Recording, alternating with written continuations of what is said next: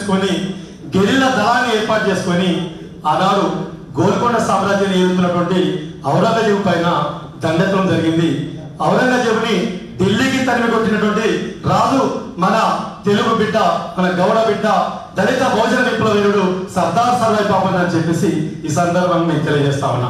ఆ తర్వాత కరెక్ట్గా చెప్పినట్టుగా ముందు గుండెకాయ లాంటి గోల్కొండ కొట్టిన తర్వాత ఏదైనా సాధించవచ్చు అని చెప్పి ఫస్ట్ గోల్కొండ కొట్టి కోటను కొట్టిన తర్వాత 22 కోటలు చేయించి ఈ మన దేశంలో ఉన్నటువంటి బహుజనులకి నేనున్నా అని చెప్పేసి ఒక ధైర్యాన్ని స్ఫూర్తినిచ్చిన గొప్ప నాయకుడు సర్దార్ సర్వాయి పాపన్న.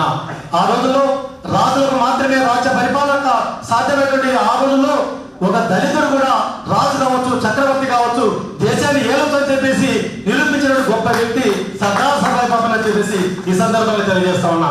అంతేకాదు బ్రిటిష్ రాజ్యంలో బ్రిటిష్ రాజు ఈ భారతదేశంలో గొప్ప రాజుల పైన చరిత్ర రాయని చెప్పేసి పంపిస్తే అందులో భారతదేశంలో 7 గొప్ప రాజుల పైన చరిత్ర రాస్తే ప్రథమంగా నిలిచిన వ్యక్తి సర్దార్ సర్వాయి పాపన్న.